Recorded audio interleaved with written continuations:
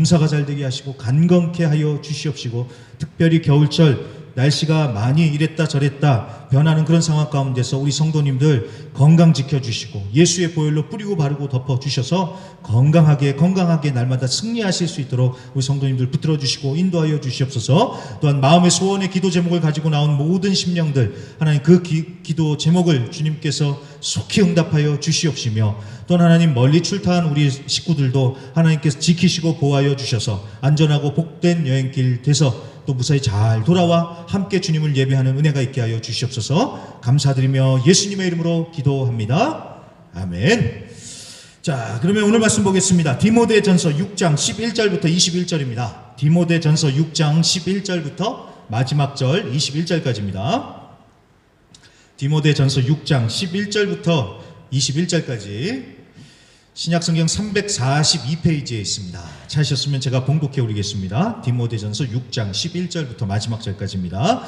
오직 너 하나님의 사람아, 이것들을 피하고 의와 경건과 믿음과 사랑과 인내와 온유를 따르며 믿음의 선한 싸움을 싸우라. 영생을 취하라. 이를 위하여 내가 부르심을 받았고 많은 증인 앞에서 선한 증언을 하였도다.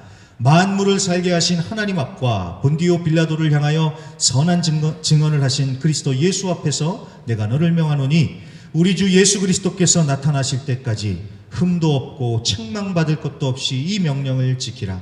기약이 이르면 하나님이 그의 나타나심을 보이시리니, 하나님은 복되시고 유일하신 주권자이시며 만왕의 왕이시며 만주의 주시오.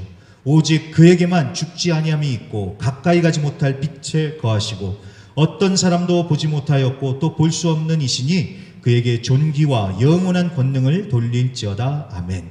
내가 이 세대에서 부한 자들을 명하여 마음을 높이지 말고 정함이 없는 재물에 소망을 두지 말고 오직 우리에게 모든 것을 후히 주사 누리게 하시는 하나님께 두며 선을 행하고 선한 사업을 많이 하고 나누어 주기를 좋아하며 너그러운 자가 되게 하라. 이것이 장래에 자기를 위하여 좋은 터를 쌓아 참된 생명을 취하는 것이니라. 디모데야, 망령되고 헛된 말과 거짓된 지식의 반론을 피함으로 내게 부탁한 것을 지키라. 이것을 따르는 사람들이 있어 믿음에서 벗어났느니라. 은혜가 너희와 함께 있을지어다. 아멘. 우리 다 같이 갈망하라 한번 우리 세 번만 외치고 또 말씀 듣고 인사하고 말씀 듣겠습니다. 준비하시고요. 세 번입니다. 예수를 갈망하라. 새 힘을 갈망하라. 치유를 갈망하라. 예수님이 우리의 치료자 되십니다. 예수님이 우리에게 새 힘 주실 줄 믿습니다. 그럼 우리 앞뒤 좌우 인사하겠습니다. 집사님 잘 오셨습니다. 우리 이렇게 한번 인사하겠습니다. 잘 오셨습니다. 다들 정말 잘 오셨습니다. 자, 그러면 말씀 보겠습니다. 디모데전서 13번째 시간, 마지막 시간입니다. 너 하나님의 사람아 라는 제목으로 말씀 보도록 하겠습니다. 자, 디모데전서는 사도 바울이 젊은 목회자인 디모데에게 교회를 어떻게 든든히 세워갈 것인지에 대해서 여러 가지 권면을 하는 내용입니다. 어떤 사람들을 지도자, 직분자로 세울 것이며 또 성도 간에 서로 어떻게 대하여야 할지 여러 가지 내용이 나오는데 그 중에서 가장 중요한 것은요, 바른 교훈입니다. 바른 교훈. 교회는 진리의 말씀 위에 세워지는 것입니다. 아무리 사람이 많이 모이고 분위기 좋고 그래도 이단도 분위기가 좋잖아요. 그게 아니라 바른 진리의 말씀 위에 교회는 세워져야 되고 진리의 말씀이 선포돼야 되고 말씀대로 교회가 운영이 돼야지 그게 진정한 교회다라는 것입니다.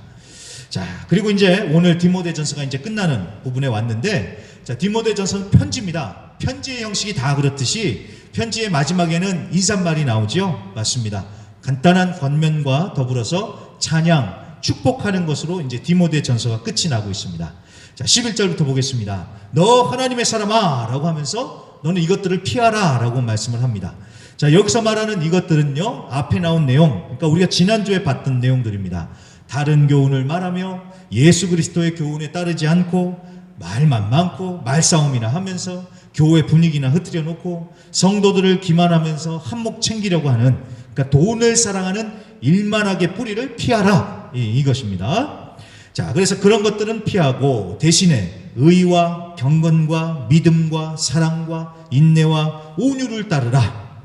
그러면서 12절 믿음의 선한 싸움을 싸우라. 영생을 취하라라고, 구원을 완성하라라고 아주 분명하게 말씀하십니다.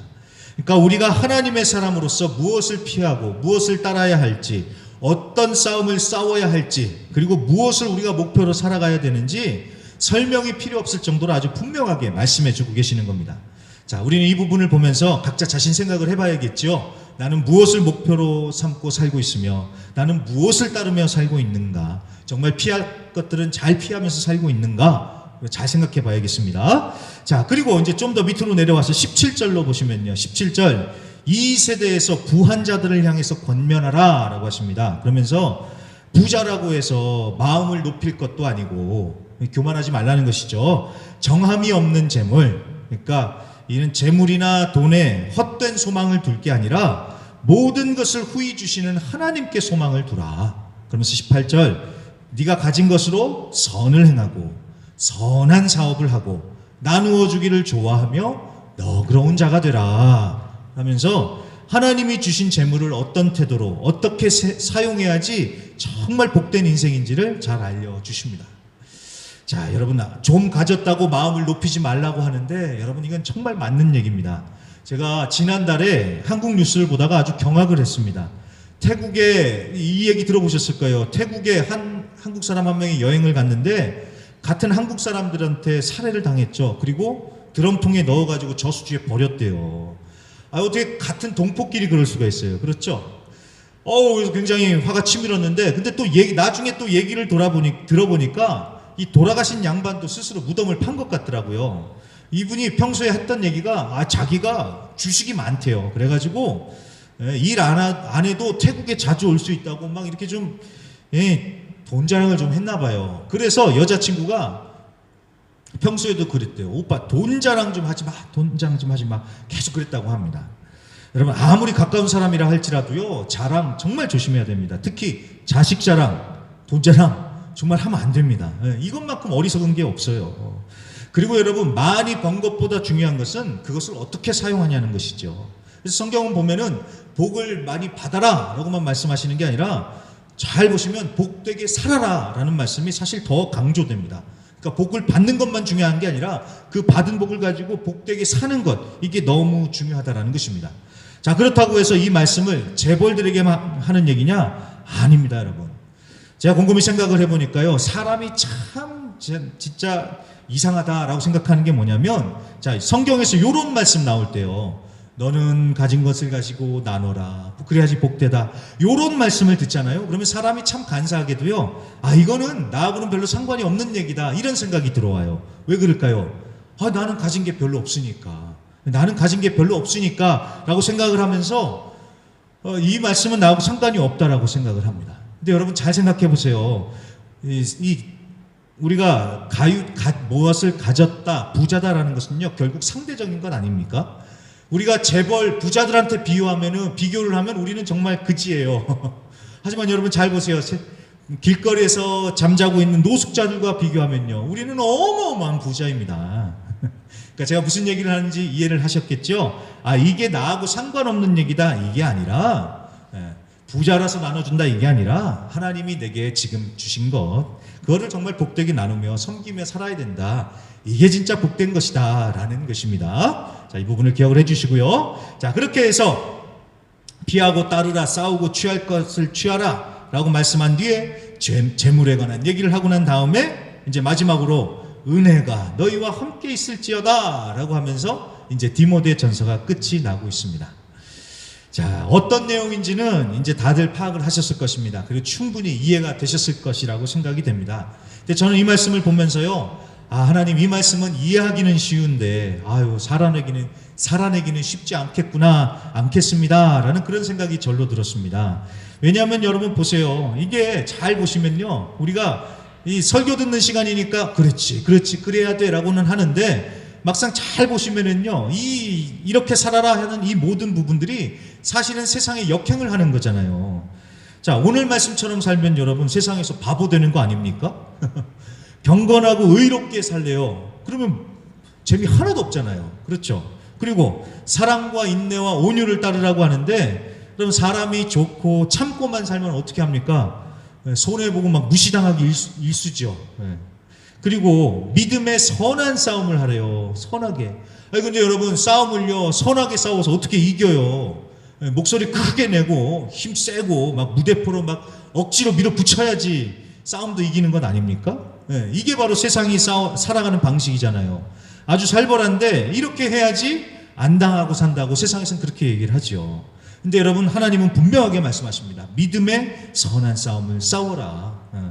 성질을 부리고 목소리 크게 내고 너 내가 누군지 아냐 이렇게 할 게 아니라 참고 품어주고 져주고 그게 이기는 거다. 이렇게 싸워라. 하나님 이렇게 말씀을 합니다. 정말 손해보는 싸움, 정말 어려운 싸움, 답답한 싸움이죠. 자, 하나님이 말씀하셨다고는 하는데 우리가 왜 그렇게 살아야 될까요? 왜 그렇게 살아야 될까요? 오늘 본문을 통해서 두 가지만 생각해보고 말씀을 마치겠습니다. 첫째, 우리는 하나님의 사람이기 때문에 그렇습니다. 하나님의 사람이요. 자, 남들이 어떻게 살든 나는 하나님의 사람이기 때문에 하나님의 사람답게 살려고 그렇게 사는 것입니다. 여러분 이거는 정체성의 문제예요. 정체성, 이덴티닷. 저는요 정말 이 시대에 살아갈 때 정체성이 너무나도 중요하다고 생각합니다. 정체성, 나는 누군가 이거요. 이 정체성이 해결이 돼야 할 정말 가장 큰 문제라고 생각을 합니다. 자, 보니까요 사람이 이 정체성이 헷갈리기 시작하잖아요. 그러면 삶도 헷갈리는 것 같아요. 그리고 정체성이 무너지니까 삶도 무너지는 것 같습니다. 그래서 사탄도요 그걸 잘 알아가지고 사탄이 우리의 정체성을 공격해 오더라는 것입니다. 한 가지 예를 들어보면요, 여러분 예수님께서 광야에서 시험 받으실 적에 사탄이 바로 그 정체성을 공격을 해옵니다. 예수, 네가 진짜 하나님의 아들이면 이렇게 해봐라. 이렇게 해봐라가 아니라요, 네가 진짜 하나님의 아들이면 그 정체성을 공격하는 거예요. 그 예수님께서 십자가에 매달리셨을 적에 그 최후의 순간에도 사탄은 여전히 정체성을 공격해 옵니다. 야, 네가 유대인의 왕이라면 한번 너 자신을 구원해봐라. 네 자신을 구원해봐라가 아니라 네가 진짜 유대인의 왕이라면 정체성을 흔드는 거예요. 정체성이요. 왜냐하면 이 정체성이 무너지면 다 무너지니까요. 자, 여러분 우리가 정체성은 흔히 사춘기 학생 때나 하는 것이라고 생각을 하는데 그렇지 않습니다. 여러분 정체성이 분명하지 않아서 방황하는 중년, 노년의 분들이 얼마나 많은지 모릅니다. 문화심리학자인 김정은 교수님의 얘기, 제가 참 공감을 많이 하는데요. 이분도 강조하는 게 바로 그 정체성, 존재 확인입니다. 사람이 정체성, 자신의 존재가 확인이 안 되니까 불행하다는 거예요. 그러면서 이분이 하는 얘기가 한국의 중년 여자 대부분은 자기 이름을 잊고 산대요. 자기 이름을 잊고 산대요.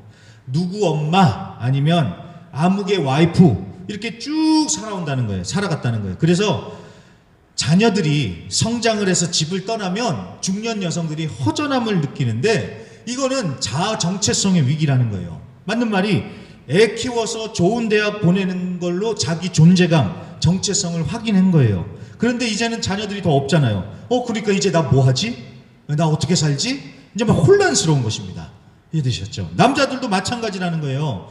남자들도 은퇴하기 전에는 이 명함이라는 게 있어서 남들한테 내가 이런 사람입니다 라고 설명이 됐어요. 자기 정체성을 그런 사회적 지위로 확인을 했어요. 그런데 이제 은퇴를 했습니다. 그러니까 이제는 아무런 지위가 없잖아요. 그러니까 이제 자신을 확인할 방법이 없어서 이 중년 남성들이 정체성에 혼란이 오니까 방황하더라는 것입니다. 은퇴 전에는 아무개 과장님, 아무개 부장님, 사장님 이랬는데 은퇴를 하고 나니까 뭐 사장도 아니고 뭣도 아니니까 나 누구지? 하면서 방황을 하더라는 거예요. 그래서 100세 시대 은퇴하고 남겨진 3, 40년의 시간은 공포와 불안감 그 자체라고 이분은 이렇게 얘기를 하시더라고요. 저는 굉장히 공감을 합니다. 여러분 정체성, 나는 누구인가? 여러분 이거 너무나도 중요해요. 내가 누구인지 분명해야지 삶이 분명해지고 삶이 명확해지고 행복해지는 것입니다. 그런 면에서 우리는 정체성이 분명합니다. 우리의 정체성은 무엇입니까? 우리는 하나님의 사람입니다. 나는 하나님의 사람이다. 이게 바로 우리의 정체성이에요. 나는 하나님의 사람이라는 분명한 정체성이 있으니까 우리가 흔들리거나 방황하지 않고 하나님의 사람답게 살려고 하는 것입니다. 물론 하나님의 사람이라고 말하기에는 우리가 너무나도 부족합니다. 너무 염치가 없는 것 같죠? 나는 아직도 죄짓고 살고 여전히 부족하고 여전히 못났고 여전히 믿음도 약하고 그런데 아이고 내가 무슨 하나님의 사람이요? 자, 무슨 말을 하는지는 알겠습니다. 그런데 여러분, 이 사실도 기억해 주세요. 우리가 잘나고 완벽해서 하나님이 우리가 하나님의 사람이라고 해주시는 게 아니라 예수님의 십자가의 은혜로 하나님의 사람이 된 것입니다. 그러니까 내가 자격이 있어서 하나님의 사람이 된 게 아니라 예수님의 그 십자가의 공로로 우리는 하나님의 사람이 된 겁니다. 그리고 우리는 하나님의 사람으로 이제 만들어져 가고 있는 중인 거예요. 예수 믿었다고 딱 그 순간부터 하나님의 사람, 완벽한 하나님의 사람이 아니라 그 믿은 순간부터 이제 하나님의 사람으로 만들어져 가는 과정에 들어서게 되는 겁니다. 그렇기 때문에 비록 약하고 부족하고 그래도 나는 하나님의 사람이다 라는 정체성을 분명히 하실 수 있길 바랍니다. 그래서 한번 따라해 주십시오. 자, 나는 하나님의 사람이다. 한번 해 주십시오. 네, 다시 한번 할까요? 나는 하나님의 사람이다. 아멘. 그렇습니다. 우리는 하나님의 사람입니다. 어깨 펴시고요. 당당하게 어디 가서든지 나는 하나님의 사람입니다 라고 외치시길 바랍니다. 자, 하나님의 사람입니다. 우리는. 그렇기 때문에 하나님의 사람답게 살려고 우리는 힘을 내는 겁니다. 누가 시켜서, 목사님이 보니까, 아니면 장로님이 보니까, 아니면 아무개 성도가 보니까 눈치 보여서가 아니라요, 나는 하나님의 사람이니까 하나님의 사람으로 살려고 발버둥을 치는 거예요. 전에 어떤 청년이 그러더라고요. 지금 파라과이에서 아주 대박나는 사업 아이템이 있는데 그거 안 하게 됐다고. 그래서 지금 파라과이에서 대박나는 사업 아이템이 뭐냐고 했더니 이 청년이 하는 얘기가 전자담배래요. 전자담배. 담배도 이제 전자담배가 있잖아요. 그 사업이 지금 아주 돈 많이 버는 사업이래요. 그래서 그 사업을 할까 했다가 자, 여러분 어떻게 생각하세요? 전자담배로 사업을 해도 될까요? 자, 어떠십니까? 자, 하나님의 사람으로서, 자, 그게 정말 떳떳할까요? 자, 그렇게 해서 돈 많이 벌었다고 쳐요. 하나님의 은혜로 내가 전자담배 많이 팔아서 복 받았다. 어디 가서 당당하게 얘기할 수 있겠습니까? 그렇죠. 자, 여러분, 편하고 좋은 길이 있어요. 세상은 우리에게 그 좋은 길들을 가르쳐 줍니다. 하지만 우리는 하나님의 사람이기 때문에 하나님 앞에 부끄러움이 없이 살려고 우리는 기꺼이 넓은 길 놔두고 좁은 길로 가는 것입니다. 나는 하나님의 사람이다 라는 자부심을 가지시고 정말 하나님의 사람답게 살아보실 수 있기를 간절히 부탁드립니다. 자, 그래서 우리가 그렇게 살아가는 이유는 하나님의 사람이라는 이 정체성 때문에 그렇고요. 자, 또 다른 이유, 두 번째 이유는 바로 재림과 하나님의 나라를 바라보는 종말론적인 삶 때문에 그렇습니다. 자, 13절부터 16절에 보면 그 내용이 나옵니다. 자, 14절을 보시면은요, 우리 주 예수 그리스도께서 나타나실 때까지 흠도 없고 책망받을 것도 없이 명령을 지키라고. 예수님이 다시 오신다는 거예요. 그러니까 너는 그때까지 하나님 예수 믿고 잘 살아라. 그러면서 15절, 기약이 이르면 하나님이 그의 나타나심을 보이실 것이다. 예수님이 다시 나타나실 것이다. 그러니까 예수님이 다시 오실 거라는 거예요. 그러니까 주님 다시 오셔서 우리 행한 대로 심판하실 거니까, 그러니까 그날을, 주님 다시 오실 날을 명심하면서, 기억하면서 우리가 주님 보시기에 올바로 살아야 된다는 것입니다. 자, 그리고 19절도 마찬가지입니다. 부한 자들은 선을 행하고 선한 사업을 많이 하고 나누어 주라고 하는 건데, 그 다음 말씀해 보시면요, 이것이 장래에 자기를 위하여 좋은 터를 삼아 참된 생명을 취하는 것이다 라고 하시죠. 그러니까 지금이 아니라 장래에, 이 땅이 아니라 하나님 나라, 천국이죠.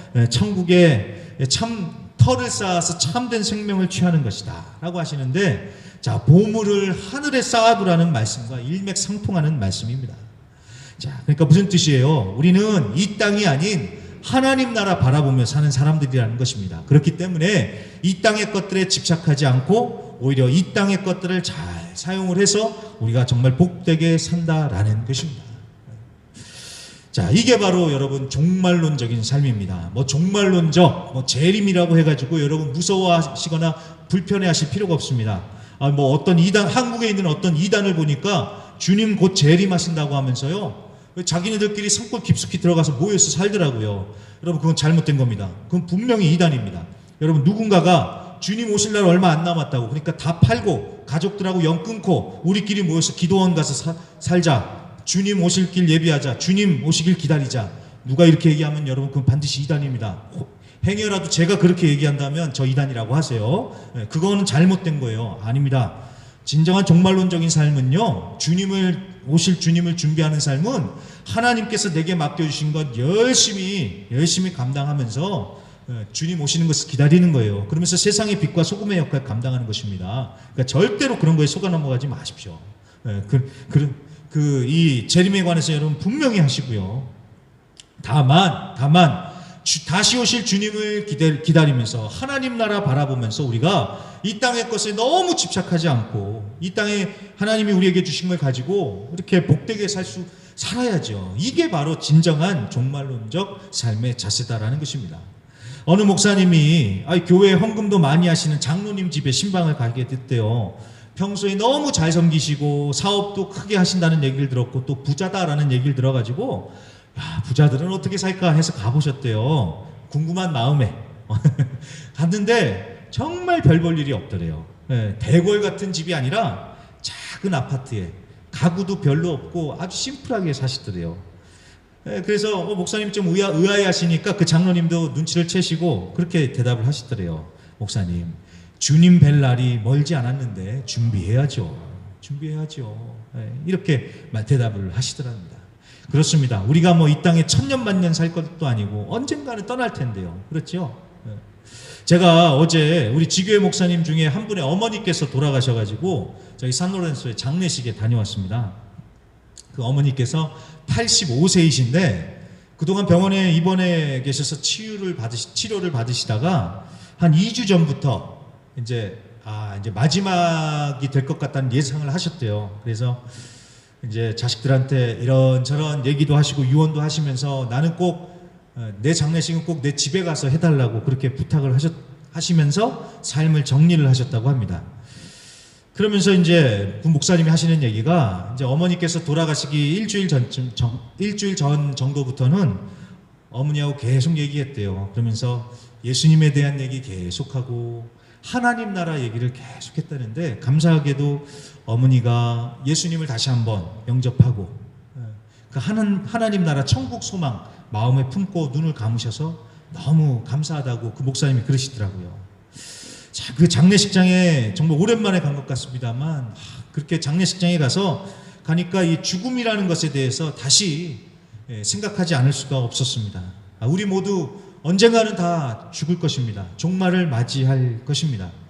근데 잘 생각해 보세요, 여러분. 생전에 얼마를 벌었고 얼만큼 이루었어도요, 결국 갈 때는 다 놓고 가는 겁니다. 빈손으로 가는 것입니다.